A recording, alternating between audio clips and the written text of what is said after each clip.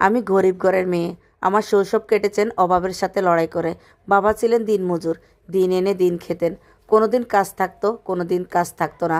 তবুও বাবা আমাদের মুখে এক মুঠো ভাত তুলে দিতে নিজের কষ্ট কখনোই প্রকাশ করতেন না। অভাবের ভয়ে হয়তো, সমাজের কথার চাপে পড়ে হয়তো অল্প বয়সে বাবা আমাকে বিয়ে দিয়ে দিলেন।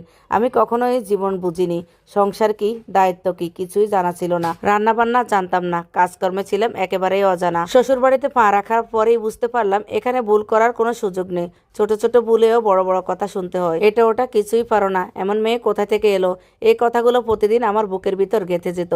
আমি চুপ করে থাকতাম, ভয়ে থাকতাম। আবার কিছু বললে না জানি কি হয়, কাউকে বলতে পারতাম না আমার কষ্টের কথা। রাতে বালিশ ভিজিয়ে কান্না করতাম আর ভাবতাম, আমি কি সত্যিই এত অযোগ্য? আমি কি কখনো ভালো বউ হতে পারবো না? তবুও আমি হাল ছাড়িনি। ভয়ে ভয়ে হলেও শেখার চেষ্টা করেছি। ভুল করেছি, আবার ঠিক করেছি।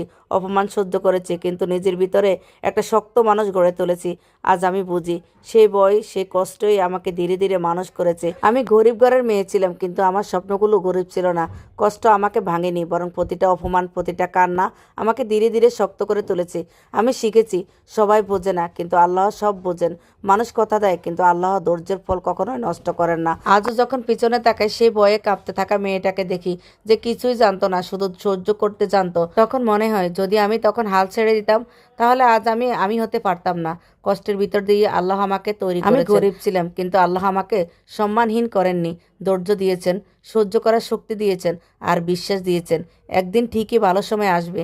আজও সেই বিশ্বাস নিয়ে বেঁচে আছি, কারণ আমি জানি যে মেয়ে নীরবে কাঁদে, সে একদিন নীরবে শক্ত হয়ে দাঁড়ায়। আর যে আল্লাহর উপর ভরসা রাখে, তাকে আল্লাহ কখনো একা ছেড়ে দেন না। ইনশাআল্লাহ। আমার জীবনের গল্প এখানেই শেষ নয়, এখান থেকে নতুন শুরু।